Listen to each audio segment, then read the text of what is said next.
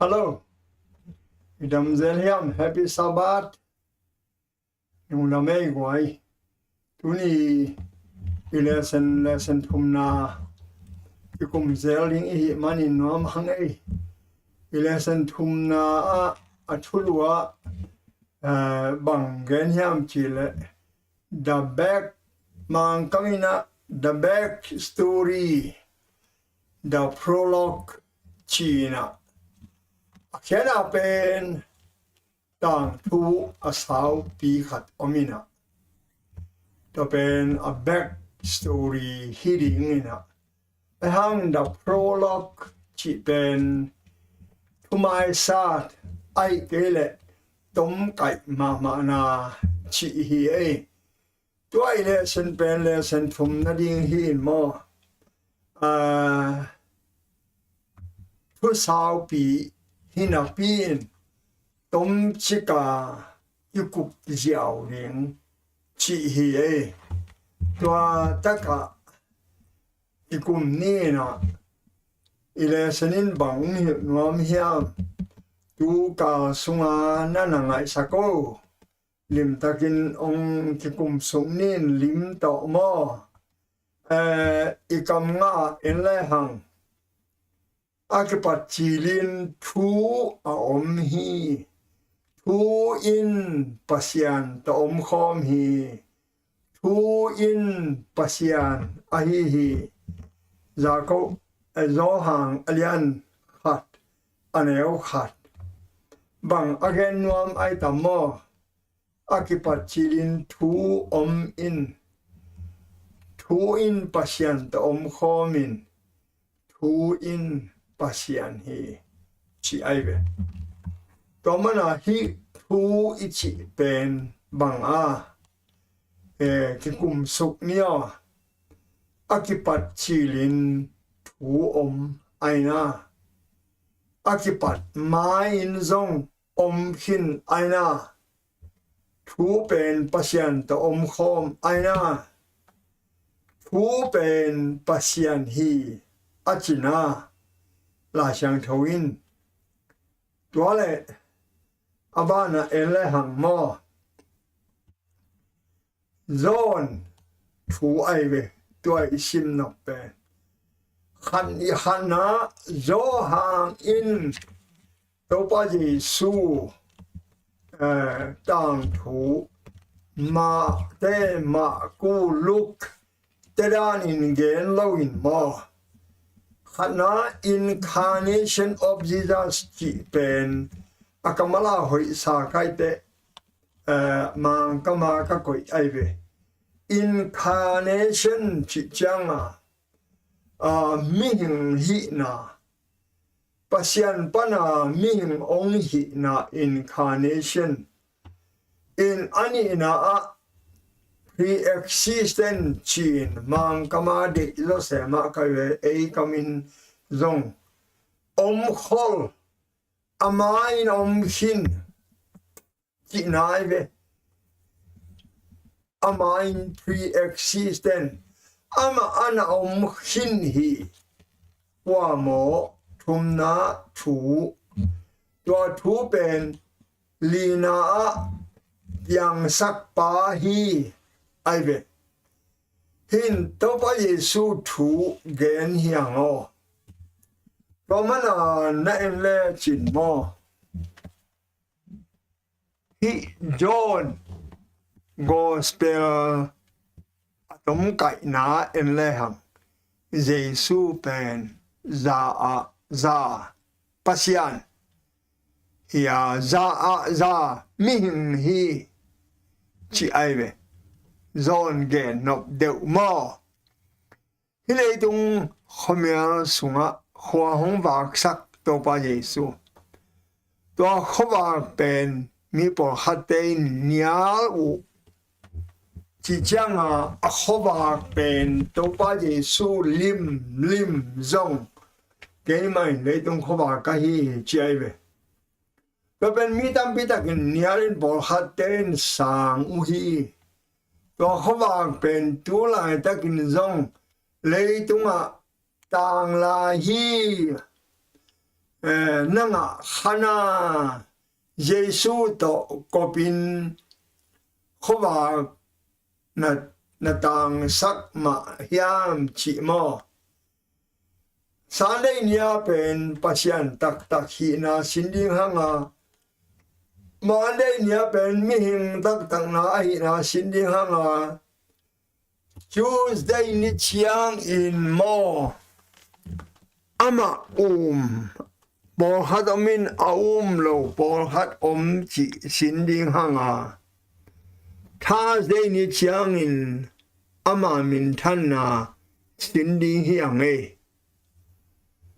tua pen tu ka sung isinding hin hilaya en le hang na en ko min la na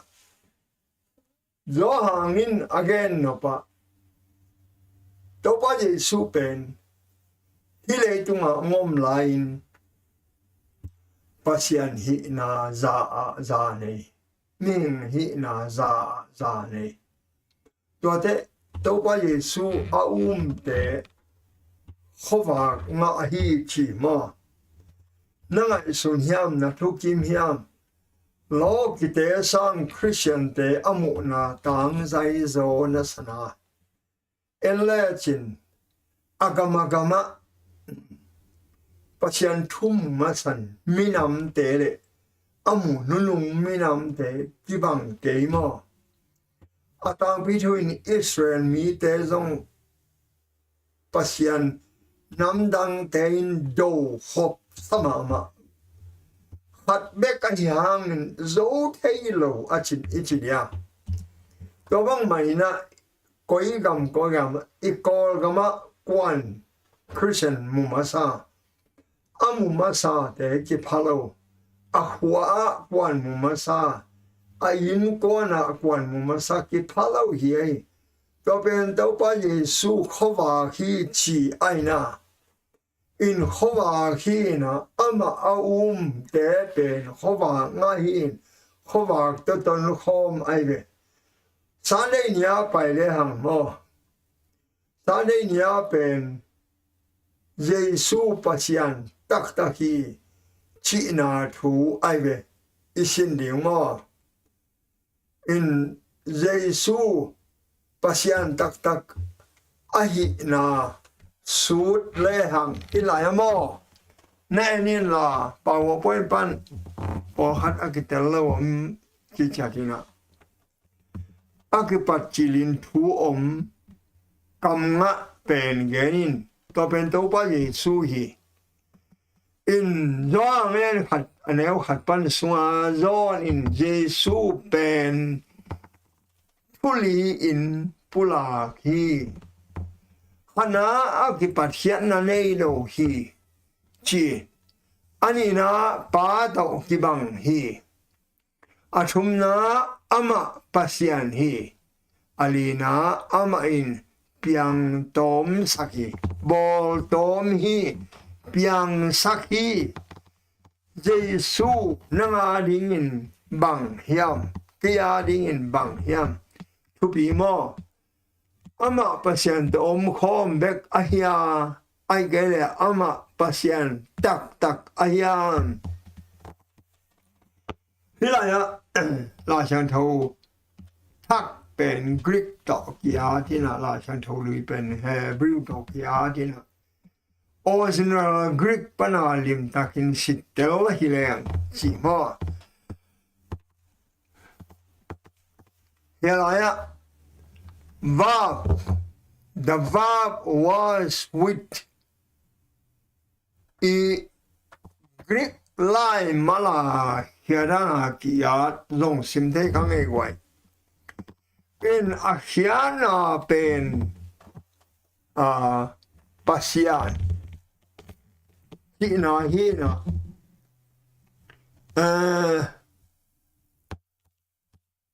Giêsu pen pasian to khoma pasian ahi na za hi Greek ten zong la chang tho akia chil na Greek pana akitei hin tuan ngon hitaka lim taka za pen pasian ma hi za pen ming ma hi ti aive hi adiakin Sunday nia isin di nga mo in pasian za pasian za ming hilaya pasian tak ahi na Sunday ni hin bang hama pasian tak hi hiam chile hile tunga ong pai lain zong mo na mai sakai na hey kapia na ong khwa in khum vut leta pum zo akhia tu chia dolaya to pa Yesuin katapao namo na kamai sakhi chi aina mo na ma sakhi ben mi him ai thei lo ai ve to mana fan se de lai thei den thu khan sia den pasian kine dek swai nang pasian la hi dek swai lo achie ayang aman kapan na sem penong tu na sem sila lai ve aman mo na mai sak thei ai ve ai hang ala wai mama antichrist akichi haji zuao tein min hina pia mo na mai sak om hi hango tu lai takin biak na sunga Roman Catholic sunga mo suit chimong mo a suit pain tam nei zo zek lai khat hei mo kamai sakhi a chi pain mo na hao zo le ling ai ve mi khem pe o mo wa pasien mai phanga ading ki sia hi chi ai de hilaya to pa Yesu pen hilei tuang pai lain pasian ahi na zong za hi pro chiang in aneo som li na khonga sim suk la mo si to kisai na amao mo si Abraham te apian main ke ka om hi chi ai ve pasian hing a chi ai ve pro chiang ami te hein suang to deng hio imo hilei tunga to pa Yesu om line za pasian hi a ut le van tung ka thei hi ayang in hi mo na a ding ang thuak te pasian hi na to thuak lo chi hi to te pen mi hing te I tel ban ai manin it helo manin ama lo hilawa en athelo it hey ding chang to pa na phal te it hey ahio to hite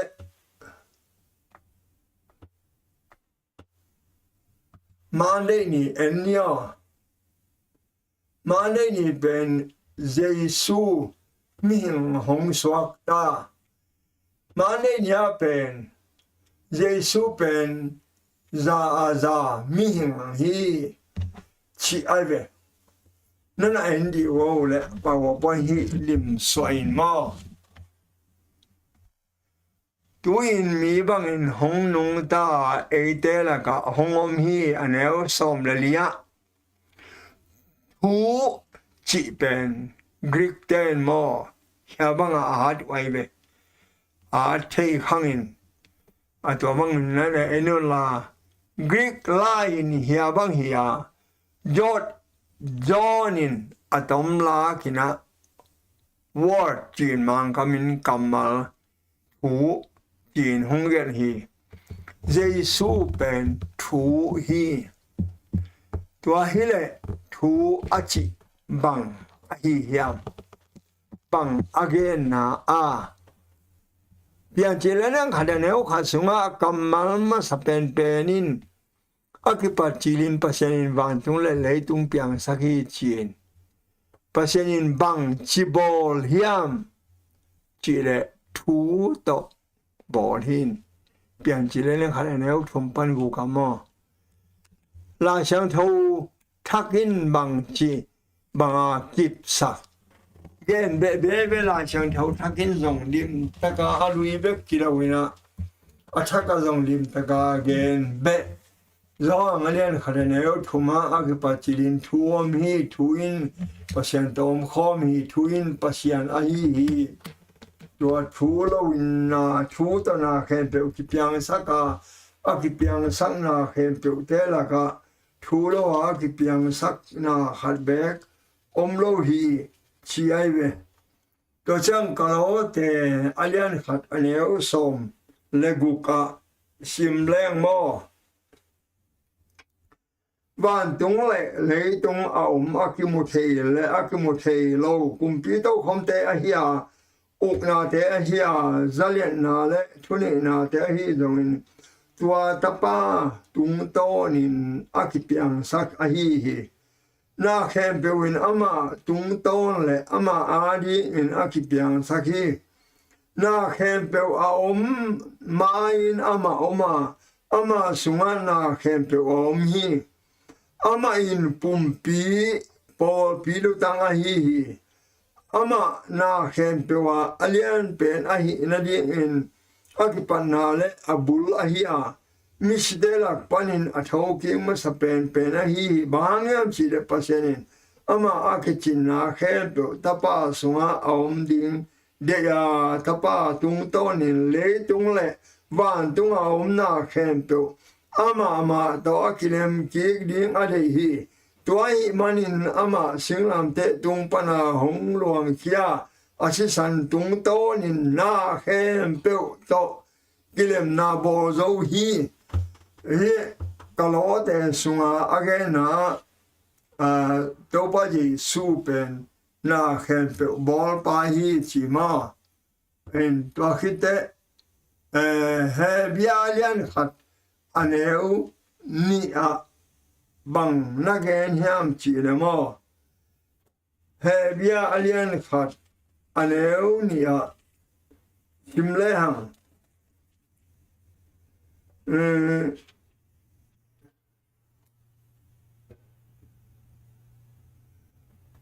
taba pen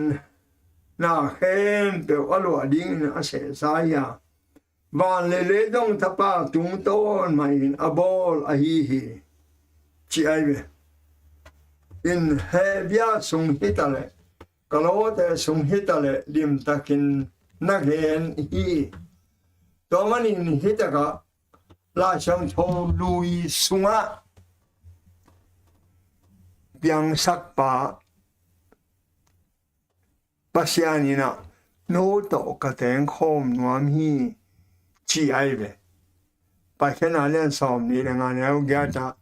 let them make me a sanctuary that I may dwell among them. Biak buk to alai lang te ka ong te nga pasianin e to ong te khom nam hi tua e la ka ong bek Halloween atom na chiang in e la ka ong swa ka wang lian pasian ming khat in hong piang hilo ong piang ta hi bang hang hiam a hang mo en le hang khana ong it lua ni na mo na de pan hong hon khenwam thum na ama geya hong nung ta sak nuam alina eren thak nun tak na to la hong koi nuam hi patak taka min te ong it na ben yan na nei ma among mo ka ong it hilo ong pian sak sa a hi mana ong it in alien huan ong koi nuam yom mai zong mo na pa na ong hon khen mai mana biak buk ong lam sakin no la ka ka teng nuam hi chinge ngot ma ito pa nong ngai ma hi miginalo ihi ha imo na hangin mai tang ki mu cheido bek hanga ama bol sa hi manin i chi takin ong i tin ngai chi takin ong ngai na hi do manin hitaka do pa Yesu ong si ma xia xia jiang ngai sun le chin van tu mi te na ngonin tello chi di ve pasien umi na le pasien hoi na le pasien lung đuôi na pen van tu mi te le lấy tung đang à mo na bo lo ten tello ai ve Yesu a si ma jiang jiang ai ang Yesu xin làm te tung ang si jiang mo tello vel val u ai ve tua a tello e lấy tung mi ten tello na ai đâu i kong na le i chi na le da in lung ham len pasian ngo ive atak taka hi het lo pasian kyang pan hi lo na sa na khen pe mo pasian ahoi na pasian ong i na pasian amigi na nahi doi mang pa him khoi lai a hi mana awut anwama tapsak ai mana in atwag ive nung deu tu kal sung ma in zong Florida sonami tui hual leng aive ya sia thang lam toi nu pa bang aina ngam loin zo ja tai to aive in pa pa sen in hu in aina lo bel bang ma chi do ngai sun leng loi mang pa van lian nasana pasien ina phal tan việc mang le tui hual to in khen pe susia ngai sun leng to teng khen pe ma pasien hoi na hang ai ve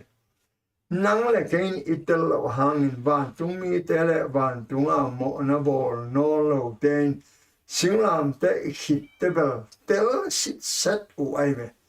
a tel nai lo nang le ke ve ki ve Romana Jesu mi hing banga ong so pen nang le ke ong ni na hin khat ve ni te nuam loading a so no lo wa to pa hong pai ta di hin ma en athum na a eni ma Tuesday nia pena Jesu por khatin nialin por khatin u mu ai ve tua tut le hang mo in Jesu anyal bol khat amin a bol khat amin part 1 en le hang zong alian khat aneu som le khat pa ni na ami tia ring in hong pa ya a hi hang in ama mi ten sang lo chi nai ve som le nia ama sanga mi te khem pe tunga pa sen da pa a hi na za a peding hi in hi leitung abol chirin mo leitung khem pe khomyalin tuam chip hi tua chang in pasenin thu tung tonin to pa Yesu tung tonin hoba khong tung sakhi ama mi te a ding le ama mi te hon kheding ang pain ama mi te in nyal hi o ngai sun leng bang ta na hiam ai hang in abo sa le tung in ama thei lo wa zong a thei nuam ke hi hilai la ngai sun le chin Đâu bao giờ xuống bay lại nè mít tổ bain hoa amu te mít tổ bain đâu bao giờ su hội na bek mu ai ve phải sẽ te le thu han hiểu chia tên ASEAN na bek mu ai ve gen te nan mini palempo da kesakela ong da kina khatpan ban tunglameni khatpan leilam enai ve lấy làm en pan bằng mù hiam chỉ lệ ui ek vok ek bong ek aki huay lom tiếng mù ai về van tung làm en pan vana ak si te kha te muin hoi sama ma ai về hilaya lấy tung asia apa om dem tua la ka asia namu le mo nalung sim sia apa namu le mo nalung sim hoi to pa Yesu amo na namu le mo nang to pan ongom pi Yesu na le mo Yesu a hoi na te mu ding i thoi ma ding Giêsu nó này cái là mò Satan mít to en la chin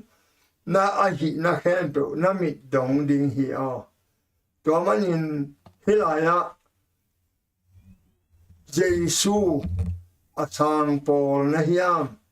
ai cái là anial Paul na hiam koi la man na ki ding hiam na te ri ai be part 1 a hi ben Tuesday ni hi mo Tuesday ni again na ama mi ten ni thôi mà khát in asang tele te ding in lung đam hồi mà pasian tanu le tapa chi na za hong pe ding hi in pasian pasian de na banga nalung sim sunga hasyang thawin nang saple Yesu hi na oi amuri na kim na pa ma teng khem pe zong sian na bi ve nam le mo nang kisam nai ve thu khat na za ke asilam bi ve na lag le mo nang akisam to pen nanga dinga kisam ma ikis sharing im mo na mai nang I thum ding kisam thu iza kibang ahoi lama nalak lemo nang nalung sim hoi pasianin ongom pi ahi manhin aselama nalak lemo nang nalung sim hoi lo ahi manhin thu om pen om bang hiding ai ben to khat mang het keo ma to khi chang Wednesday nia pai le hang mo part 2 any anyal te le asang te akilam dan na part 2 en sinni ma hilaya Yesu kinyal le akisana part 2 la sang tho pen zong len thum na som ni pan som ni la khat ye siana bo pegmain khowa amura uhi bahangem chile khowa azuan kewi bahangem chile agam tan na teu akiphola khading ahi manin la uhi ahi zong thuman agam tami in ama agam tan na te pasende na to kitwa hi chi atelom na ding in khowa azuan hi to pen ti kam nga ai ve athua gam tat hoi agam ta te in mi the ding phamo kisalo hang san ta ka kise zo phua pian guta pian te khowa ka tanwam lo bahangel chile agam ta chia mi na the ding da to chang thu ha ta Tuman tutaka nung tate pen. Tuzwa gen te ading in. Sel po na bang ay manin. Migilo tele. Tuzwa gen te in tuman tutak mi te. Muda chi taka muda ding uhi. Bahangyam chile ama gam tan na te a sel po bang ding hi. Tuamanin hetaka na te dinga. na gam tat na a hoi ke le mi mu ding na mai zum ding hi a ba ni na hi mo pa tu pasian anyal te le asang te din mun hilaya asang te a green a mo blue a mo anyal te ben a purple asana na chin gospel zone lai a na le tung mi te khen ni in ki na Jesu asang te le anyal te hi poison nang koilam na ki helodia nang koilama om ding atak takin to pa Jesu in dong again ve imo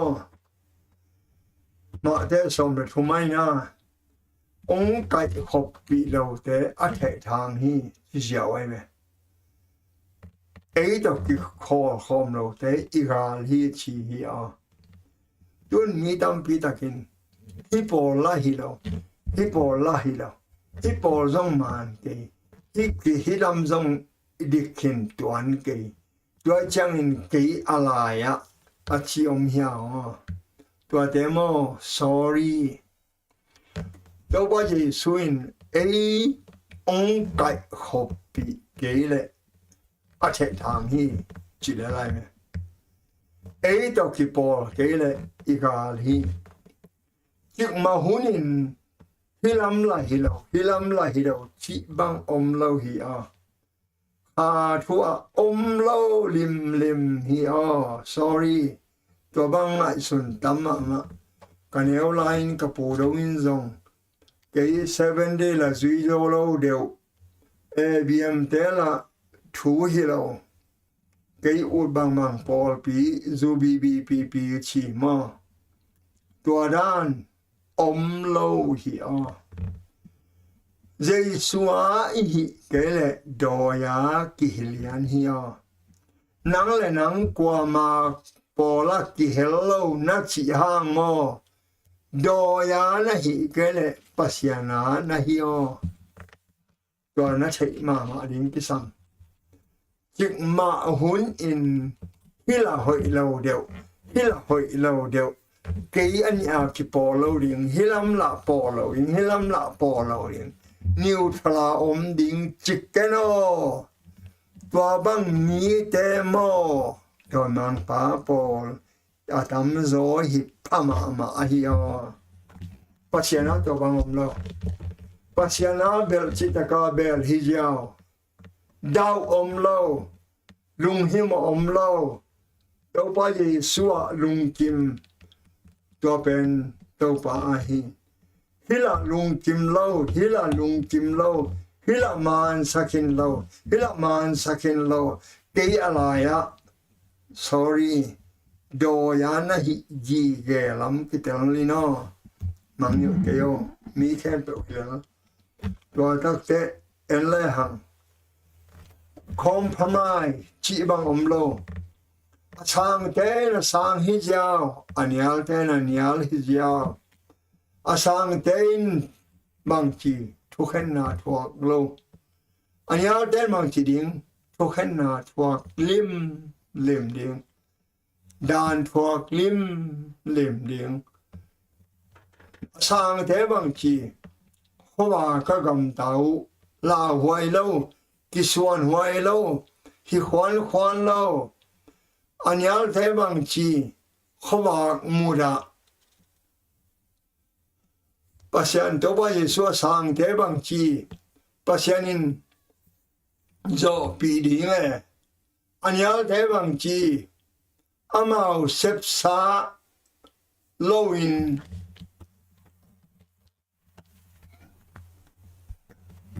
amau te sep na te cái tai điên út lâu amau te sep na te cái tai điên út lâu hi sang tên hoa mu điên về anh al te hi lệ amau te mít to u mu lâu u sang te khomial ta te hino lowin khomak ta te hidingin anyal te bel amau te de te nain thu khen ding hi chi zo ngalen som len in ha som li de gata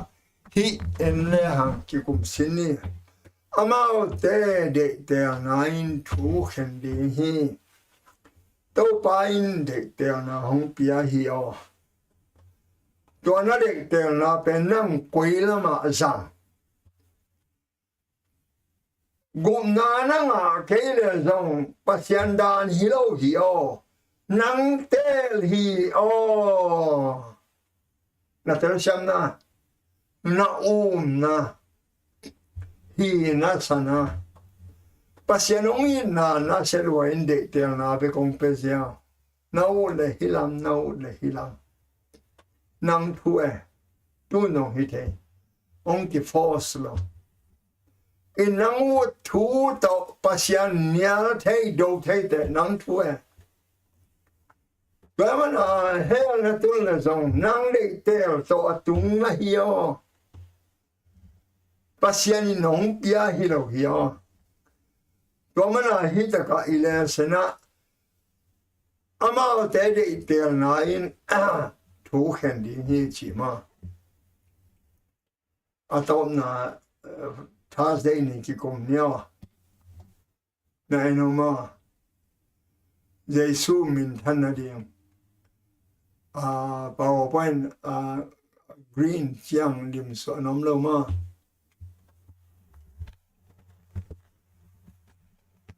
cái nó sim ni me lim so hol lo ina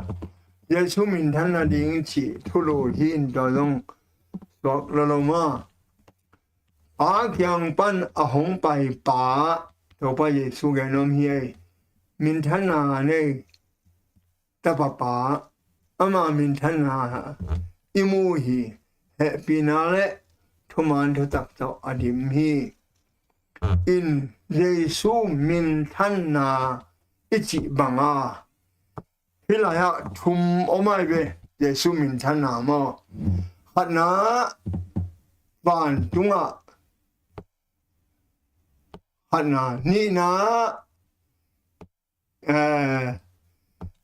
min thana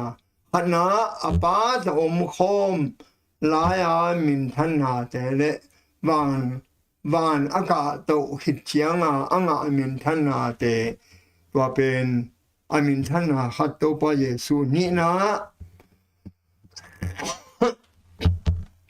min a hi laya min thana a glory that was not appreciated at the time by man. Miten apoki hollow hang van tuin apiak.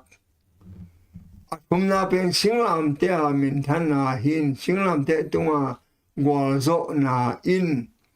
pasian hoi na honggen khian na le ming te hongi na le van tumi te le lấy tung mi te mi mu thei ala hian alien pen hi chizen ai be in hi singlam te tunga ong la min than na pen mo bang la ta thu pi hiam chi le van tung mi te le van tunga mo na bo lo lấy tung mi tam pi tak te ding le nang le ke ding ong la thei alien pen pasien ong yit na pasien hoi na pasien gam tat ho he pasien lung tang pasien lung nen na tua te ong la thei na alien pen hi chi jen ai me tua manin hi singlam te ong si na pen to ba Yesu ong yit na alien pen những làm thế tung pasien in Giêsu min thang sắc Giêsu in apa min thang sắc hi những làm thế tung mình te gục hiện là đi pasien te in na se uhi long anh thùng mình hao som để gục mà in có mà hi lesson te ye tak chiang ตัวพระเยซูองค์นาเป็นบางอย่างตายเลียนที่องค์กุบนาองค์สีนาของอามาเปียงสักตักหินอามาซามิหินซาปัสยันฮิจิเป็นนังเล็กยาดิงอิเตลบานอุบนาเตอิสานดิงน่าหิลน่าจินาปัสยันฮินาเป็นมีนฮิลาชังโทบุองเกนเป็นมอกุบนาอิงะนาดิงหินมอวันตุงนุนตากนาอิเตลนางหินายโลตัวมันวันตุงนุนวันตุงตุนเชียงมออิสินดิงที่ปันดิงฮิลาชังโทคูนอเราดิงตัวเจียงอาลาชังโทอัทักขัดหิดิงตัวเป็นuniverse แค่อิสินนาดิงลายบูองหิดิงตัวเป็นอิสยาบาเป็นเยซูองหิดิงตัวตักปันินปิลนาแค่เป็นชินโตปันดิงหิฮังตัวเจียงไอตุนนาดิงองหูดิงลายช่างโทเป็นกุบนาอิงะเทกิงนาดิงองบอลสักตัวไปองลุเสียดฮี